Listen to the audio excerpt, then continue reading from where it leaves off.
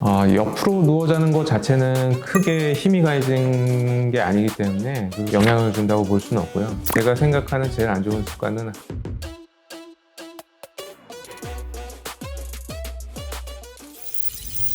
안녕하세요. 양악하는 남자 이석재 원장입니다. 저는 Y구강암외과 치과의원의 대표 원장이고요. 오늘은 안면 비대칭에 대해서 말씀드려 보도록 하겠습니다. 완벽히 대칭인 사람은 없어요. 이 세상에 없고, 본인 사진을 이렇게 반으로 접었다가 이렇게 펴보면은 원래 얼굴이 아니에요. 대부분의 경우. 모든 사람들이 안면 비대칭이 약간씩은 있는데 치료를 요하거나 수술을 요한다고 판단하는 경우는 다른 사람이 봤을 때 너 좀 삐뚤어진 것 같다? 뭐 그런 경우를 이제 안면 비대칭이라고 할 수가 있고, 아래턱만 비대칭인 경우가 있고요.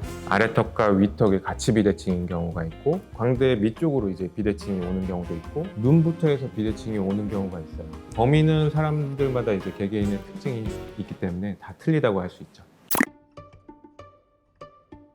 보통 이제 사춘기 지나서 2차 성징이 나타나고 턱이 급속하게 자랄 때, 키가 크면서 턱도 같이 비슷한 시기에 자라니까 그때 이제 좌우의 성장이 맞지가 않아서 생기는 건데, 좌우의 성장이 맞지 않는 이유는 여러 가지가 있어요. 뭐 사고로 인해서 성장판이 손상받았을 때 그런 일도 생길 수가 있고요. 어떤 생활 습관에 의해서 한쪽이 계속 성장이 방해가 돼서 그렇게 생길 수도 있고, 부모님의 영향도 일부 있을 수가 있죠. 옆으로 누워 자는 것 자체는 크게 힘이 가해진 게 아니기 때문에 그렇게 영향을 준다고 볼 수는 없고요. 제가 생각하는 제일 안 좋은 습관은 한쪽으로 턱을 베는 습관이에요. 한쪽으로 턱을 베고 한쪽으로만 씹는 증상.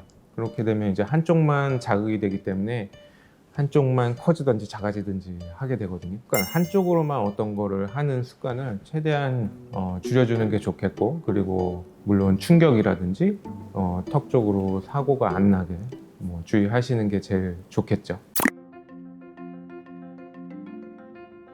일부는 맞을 수 있을 것 같아요.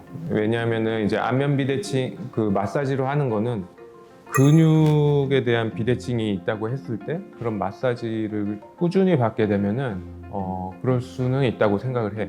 하지만 그 마사지를 한다고 해서 뼈가 움직이거나 하지는 않기 때문에 마사지로는 좀 힘들 것 같고요. 제가 이제 경험했던 환자 중에서는 비대칭 이제 계속 마사지를 하셨던 분이 있어요. 근데 그분이 이제 양악 수술을 생각하고 오신 게 아니라 저희 턱관절 센터로 왔어요.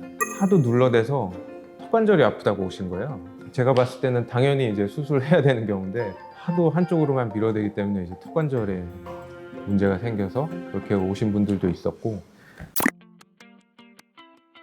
근육의 비대칭 같은 경우는 이제 보톡스라든지 근육 절제술 이런 것도 좀 필요할 수가 있고요. 양악 수술 같은 경우에는 이제 상악부터 해서 아래턱까지 틀어졌을 경우, 그런 경우에 이제 양악 수술이 좀 필요하겠고, 턱끝에 비대칭만 있으신 분들도 있어요. 그 턱끝만 좀 옮겨서 중앙으로 맞춰주고 양쪽을 좀 다듬어 주면은 그 정도만 해도 비대칭이 개선이 되는 경우가 있을 수가 있죠. 그리고 제일 큰 거는 이제 양악 수술이랑 광대 수술이랑 같이 시행을 해야지 효과적인 경우가 있습니다. 치아만 삐뚤어졌거나 이런 경우에는 교정만으로 해도 어느 정도 효과가 있지만, 뼈가 틀어졌다고 해서 치아를 움직이는 교정으로 해서 비대칭이 맞아지는 건 아니기 때문에 교정으로는 한계가 있을 수밖에 없어요. 네, 이석재의 양악 생활은 여기까지입니다.